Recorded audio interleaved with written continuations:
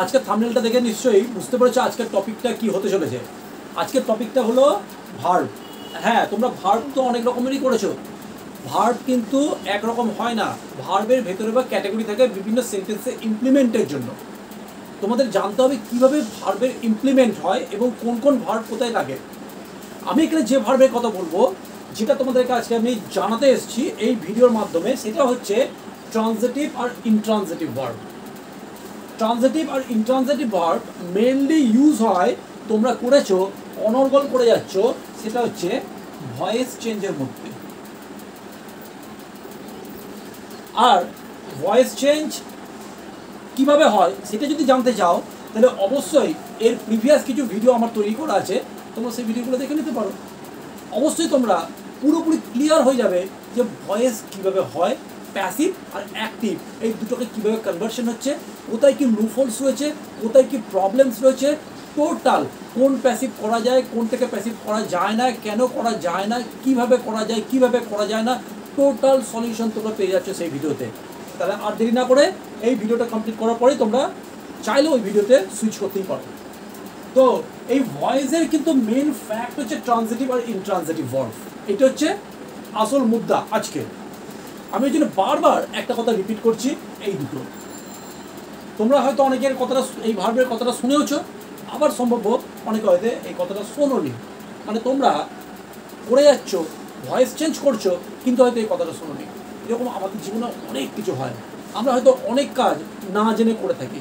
দেখবে প্রাচীনকালে অনেক কিছু রিচুয়ালস আছে যেগুলো সায়েন্টিফিক, কিন্তু তারা সায়েন্সের ধারে কাছেও যেত না, কিন্তু তারা সায়েন্টিফিক্যালি সেগুলো মেনটেন করে এসছে, যেগুলো আজকে আমরা ভাবলেও অবাক হই। ঠিক সেই রকমই মানে কর্ম তো হয়ে যাচ্ছে, কাজ তো হয়ে যাচ্ছে, কিন্তু সেটাকে আপডেট, সেটাকে আপগ্রেডেশন করতে গেলে, সেটাকে নতুনভাবে ইমপ্লিমেন্ট করতে গেলে, বা সেটার যদি একদম মানে ভেতর থেকে জানতে গেলে যেটা প্রয়োজন সেটা হচ্ছে জিজ্ঞাসা। সেই জিজ্ঞাসাটা হয়তো কারোর মধ্যে তোমাদের তৈরি হয়েছে, হয়তো তোমাদের কোনো টিচার তোমাদেরকে সেটা জিজ্ঞাসাটাকে ফুলফিল করে দিচ্ছে তাদের আনসারের মাধ্যমে, অটোমেটিক আনসারের মাধ্যমে। আমরা টিচার্সরা অটোমেটিক আনসারের মাধ্যমে তোমাদের অনেক কোয়েশ্চেন্সের আনসার দিয়ে দিই কোয়েশ্চেন করার আগেই। কিন্তু যাদের যাদের এই জায়গাটা কমপ্লিট করে নেই তাদের জন্য আজকে এই ভিডিওটা কিন্তু রামবান হতে চলেছে। তো যাই হোক, তোমরা ট্রানজিটিভ আর ইনট্রানজিটিভ ভার্ব সম্পর্কে আজকে তোমরা জানবে। দেখো খুব সহজ, আজকে এইটা জানার পর তোমরা বলবে স্যার আমরা তো এগুলো জানি। ওকে, আমি তো বলছি অনেক জিনিস আছে যেগুলো আমরা করে চলেছি, কিন্তু তার সাইন্টিফিক্যালি আমরা ফুড স্টেপসগুলো জানি না। তো এটা হচ্ছে সাইন্টিফিক্যালি ফুড স্টেপস যেটা ভয়েসে ইউজ হয়। সেটা কি? সেটা হচ্ছে ট্রানজিটিভ আর ইনট্রানজিটিভ। কেন ইউজ হয় তোমাকে বলে দিই। দেখো, ভয়েস করলে আমাদের একটা জিনিস খুব দরকার হয়, যেরকম প্যাসিভ করতে গেলে আমাদের দরকার হয়, আগে আমি ভিডিওতে বলে দিয়েছি যে বি ভার্ব আর ভি3, সেরকম ভয়েস করতে গেলে একটা জিনিস আমাদের খুব দরকার হয়, সেটা হচ্ছে অবজেক্ট। কেন? কারণ এসভিও সিস্টেম থাকে, এটা হচ্ছে তোমার অ্যাক্টিভ, এটাকে আমাদের কিন্তু ওটাকে আগে আনতে হয়, OVS এই সিস্টেমে কনভার্ট করতে হয়। অবভিয়াসলি এই ভার্বটা তার মাঝখানে একটা বি ভার্বকে অ্যাড করতে হয়, আর এই ভার্বটা ভি3তে কনভার্ট হয়ে যায়। এইটা হচ্ছে প্যাসিভের মূল মন্ত্র। জেনে রাখো, যেহেতু অবজেক্টটা সামনে আসছে এবং তাকে আমরা সাবজেক্ট হিসেবে নিচ্ছি, মানে অবজেক্টটা যদি না আইডেন্টিফাই করতে পারি বা অবজেক্ট যদি না থাকে, তাহলে কিন্তু আমরা ওটাকে সামনে এসে প্যাসিভ করতেই পারবো না। অতএব ভয়েসের ক্ষেত্রে অবজেক্ট হচ্ছে ম্যান্ডেটরি। আমি এই কথাগুলো কেন বলছি? কারণ ট্রানজিটিভ আর ইনট্রানজিটিভ ভার্ব বলতে গেলে আমাকে এটা মিনিমাম এইটুকু বলতেই হবে, তা নাহলে এই ভিডিওতে তোমাদের ভয়েস নিয়ে আলোচনা করার কোনো কথাই নয়। তাও আমি করছি কারণ তোমরা যদি রিলেট না করতে পারো, রিলেশনটা দেওয়ার জন্য কিন্তু আমি তোমাদেরকে কানেকশনটার জন্য, জাস্ট ফর কানেকশনের জন্য এই ভয়েস কথাটাকে ইউজ করলাম। ঠিক আছে, তাহলে দেখো, তাহলে অবজেক্টটা খুব নেসেসারি। এইবার আমি চলে আসি আসল মুদ্রায়। সেটা কি? যে ট্রানজিটিভ আর ইনট্রানজিটিভ। ট্রানজিটিভ ভার্ব, যে ভার্বগুলো একটা অবজেক্ট নেয়, যে ভার্বগুলো একটা অবজেক্ট, একটা বা দুটো, মোর দ্যান, আমি এরকম কথা বলছি না যে একটাই, যে ভার্ব অবজেক্টকে ক্যারি করে তাকেই বলবো ট্রানজিটিভ ভার্ব। তাহলে তোমরা এটা বুঝতে পারছো ভালো করে যে প্যাসিভ ভয়েস করতে গেলে, অ্যাক্টিভ থেকে প্যাসিভ করতে গেলে এই ট্রানজিটিভ ভার্বটার কতটা প্রয়োজন। মানে বলতেই পারো যে next to impossible, without transitive verb you cannot do any passive voice. Okay, আর ইনট্রানজিটিভ আর বলার অপেক্ষা রাখে না। দেখলে তোমাদেরকে আমি একটু আগেই বললাম না, যেটা এতটাই সহজ, যখনই ইন পড়েছে প্রেফিক্সটা তখনই তোমরা বুঝে গেছো যে এইটার উল্টো এটা হবে। তার মানে বলে স্যার যদি ট্রানজিটিভ ভার্ব অবজেক্ট নেয় তাহলে ইনট্রানজিটিভ ভার্ব স্যার অবজেক্ট নেবে না, এটা তো সবাই জানে, তাই না? যদি বলা যায় যে উঁচু তার অপোজিট কি নিচু, নিচু তার অপোজিট কি উঁচু, স্বাভাবিক ব্যাপার। তোমরা ঠিক ধরেছো, এক্স্যাক্টলি তোমরা ঠিক ধরেছো। এটা হচ্ছে ইনট্রানজিটিভ ভার্ব যেটা অবজেক্ট ক্যারি করে না। ইনট্রানজিটিভ ভার্ব অবজেক্ট ক্যারি করে না। এইবারে তোমাদের তোমাদের মনের মধ্যে অনেক প্রশ্ন আসবে যে স্যার কোন কোন ভার্বগুলো, তাহলে একটুখানি এক্সাম্পল দিন তো, যে ভার্বগুলো আমরা দেখলে চিনতে পারবো যে কোনটা ট্রানজিটিভ কোনটা ইনট্রানজিটিভ। অ্যাকচুয়াল তোমাদের ট্রানজিটিভ ভার্ব ছাড়া প্যাসিভ করতেই দেওয়া হবে না। যদি ট্রানজিটিভ ভার্ব ছাড়া প্যাসিভ করতে দেওয়া হয় ইন কেস, সেক্ষেত্রে তোমাকে একটা ফ্রেজ বা একটা সেন্টেন্স দিয়ে দেবে। সেই সেন্টেন্সটার আগে তোমাকে অলরেডি নিচে একটা প্যাসিভ ফরম্যাট দেওয়া হয়, সেটা তৈরি করে নিতে হবে। ঠিক আছে, তো এই বিষয়ে কিন্তু আমি ভিডিও বানিয়ে রেখেছি, তোমরা গিয়ে দেখে নেবে যে ইনট্রানজিটিভ ভার্ব তার যদি কোনো সময় প্যাসিভ করতে হয় তাহলে সেটা কীভাবে করতে হয়। আজকের যে ভিডিওটার মধ্যে সেটা হচ্ছে ট্রানজিটিভ আর ইনট্রানজিটিভ ভার্বকে ভালো করে বোঝানো। অবশ্যই তোমরা বুঝে গেছো। আমি এবারে কিছু এক্সাম্পলস তোমাদের ট্রানজিটিভ আর ইনট্রানজিটিভ ভার্বের এখন দেবো, যার মাধ্যমে তোমাদের পুরো ক্লিয়ার হয়ে যাবে। আজকের ভিডিও ওইখানেই সমাপ্ত করে দেবো জাস্ট কয়েকটা এক্সাম্পলসের মাধ্যমে, তাহলেই কিন্তু তোমাদের আজকে সমস্ত মনের সংশয় কমপ্লিট। কি ঠিক বলেছি তো? ওকে, চলো এক্সাম্পলসগুলো দেখে নেওয়া যাক। দেখো, ট্রানজিটিভ ভার্বের কিছু এক্সাম্পলস আমি তোমাদের সামনে তুলে ধরলাম। যেমন প্রথম এক্সাম্পলসটা কি বলছে, she bot a new car. এখানে আমরা দেখতে পাচ্ছি আ নিউ কার, এটা অবশ্যই একটা অবজেক্ট। তাহলে এখানে এই বটটা, এটা আমি যেটা গোল পাকাচ্ছি, অবশ্যই এটা ট্রানজিটিভ ভার্ব। এরপর দেখো, দে বিল্ড, দে সাবজেক্ট, তাহলে এটা হচ্ছে একটা object. A house, they build a house, তাহলে এটা অবশ্যই তোমার হচ্ছে ট্রানজিটিভ ভার্ব। কারণ যেহেতু দেখো এ অবজেক্ট নিচ্ছে, যে ভার্ব অবজেক্ট নেয় তাকে বলা হচ্ছে ট্রানজিটিভ ভার্ব। এরপরে দেখো, he cooked dinner for his family. তাহলে দেখো হি কুকড ডিনার, কি করলো? ডিনার। এখানে কিন্তু ডিনারটা অবজেক্ট, ফর হিজ ফ্যামিলিটা নয়। ফর হিজ ফ্যামিলিটা হচ্ছে কিন্তু অ্যাডভার্বিয়াল। কারণ যখনই কোনো প্রেপোজিশন পড়ে যাবে মাঝখানে, যে পার্টটা পড়ে থাকবে সেটা কিন্তু অ্যাডভার্বিয়াল রূপে ট্রিট হবে, ওটা কিন্তু অবজেক্ট ডিনোট হবে না, যদিও এর ভেতরে কিন্তু হিজ ফ্যামিলি অবজেক্ট আছে। এরপর দেখো, তাহলে কি হলো? এটা কুকটা হচ্ছে এখানে কি transitive verb. The cat chased, তাহলে চেজটা এখানে অবশ্যই ট্রানজিটিভ ভার্ব, কারণ দ্য মাউস এখানে অবজেক্ট।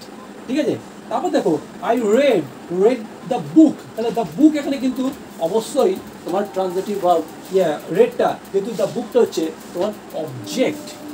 ইয়েস্টারডে কিন্তু অ্যাডভার্ব, কারণ এটা টাইম বোঝাচ্ছে। তারপর দেখো উই ওয়াচড, ওয়াচটা দেখো এখানে কিন্তু ট্রানজিটিভ ভার্ব, কারণ এ নিজে এ মুভি লাস্ট নাইট, লাস্ট নাইটে কিন্তু অ্যাডভার্বিয়াল, কিন্তু এইটা হচ্ছে অবজেক্ট। কোনটা?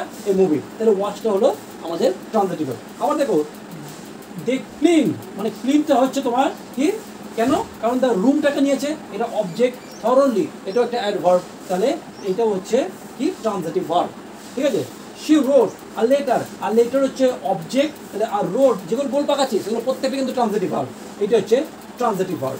She fixed the broken chair, তাহলে দ্য ব্রোকেন চেয়ার পুরোটাই হলো অবজেক্ট, পুরোটাই অবজেক্ট। আর ফিক্সডটা যেহেতু গোল পাকালাম, এটা হলো ট্রানজিটিভ ভার্ব, কারণ এই অবজেক্ট নিচ্ছে, প্রত্যেকে অবজেক্ট নিচ্ছে। দ্য টিচার এক্সপ্লেইনড, এক্সপ্লেইনটা দেখো গোল পাকালাম, অতএব এ অবজেক্ট নিচ্ছে। অবজেক্ট কি এখানে? The lesson to the students কিন্তু অ্যাডভার্বিয়াল, শুধু এটা হচ্ছে অবজেক্ট। তাহলে এক্সপ্লেইন এটা হলো তোমার কিন্তু ট্রানজিটিভ ভার্ব। ঠিক আছে, তাহলে তোমরা ট্রানজিটিভ ভার্বের একটা লিস্ট পেয়ে গেলে। এইগুলো আরও ট্রানজিটিভ ভার্ব অনেক আছে, এক্সাম্পল দিতে থাকলে এর শেষ হবে না। অতএব তোমরা এই কথা জানো, এবং যখনই দেখবে কোনো ভার্ব অবজেক্ট নিচ্ছে তার মানে জানবে সেটা ট্রানজিটিভ ভার্ব। চলো এবারে চলে যাওয়া যাক নেক্সট ইনট্রানজিটিভ ভার্বে সুইচ করছি। তাহলে আমরা এবারে ইনট্রানজিটিভ ভার্বের যে এক্সাম্পলসগুলো আছে সেগুলো একটু বুঝে নেবো কীরকমভাবে হচ্ছে। মানে এখানে অবজেক্ট নেবে না, অবজেক্ট লাগবে না। হি স্লেপ পিসফুলি, স্লেপটা হলো এখানে গোল যেটা পাকলো সেটাই হচ্ছে ভার্ব, মানে ইনট্রানজিটিভ ভার্ব। পিসফুলি কথাটা কিন্তু অবশ্যই অ্যাডভার্ব, এটা কিন্তু মোটেই তোমার অবজেক্ট নয়।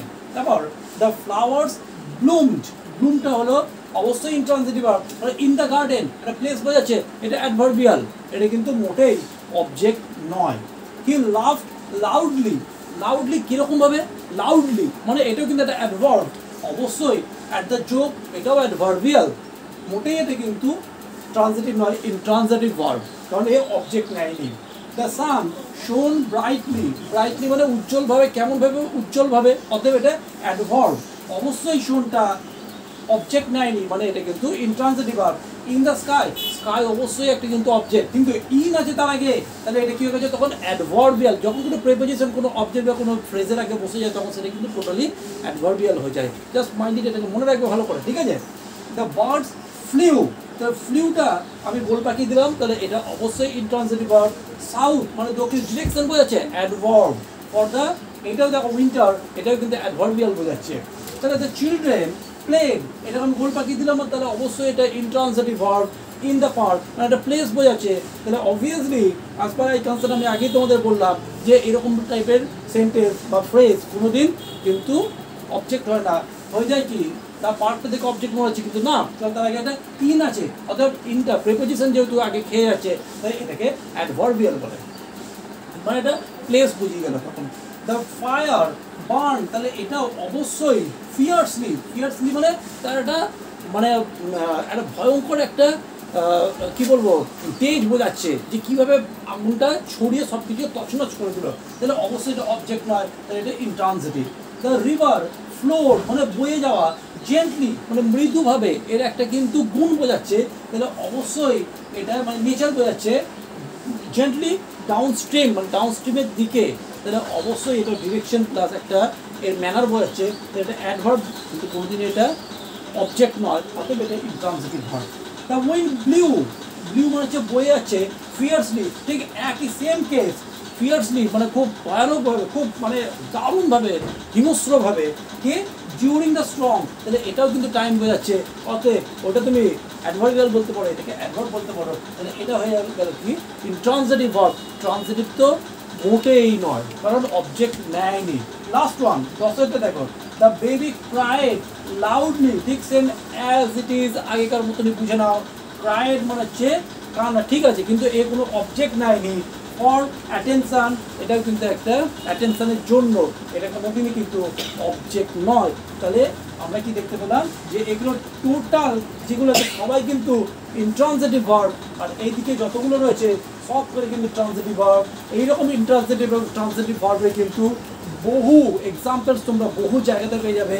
আশা করছি এরপর যখনই তোমরা এরকম টাইপের ভার্ব দেখবে একদম তুড়ি মেরে চিনে নেবে এবং বুঝে যাবে যে কোনটা ট্রানজিটিভ কোনটা ইন্ট্রানজিটিভ ভার্ব। এটা বাচ্চা থেকে বড় আশা করছি কারোর বুঝতে অসুবিধা হয়নি, কারণ আমি গ্রামারটাকে এইরকমই এতটাই সোজা একটা পর্যায়ে নিয়ে চলে গেছি যে বাচ্চা থেকে বয়স্ক সবাই যেন এই গ্রামার, যে জানে না তার কাছে এই গ্রামার আজকে ওপেন হয়ে গেছে, মানে গ্রামার ইজ আজকে এখন ওপেন টু অল, প্রত্যেকের কাছে গ্রামার আজকে একদম বাচ্চাদের মতন হয়ে গেছে, একদম জলের মতন পরিষ্কার হয়ে গেছে।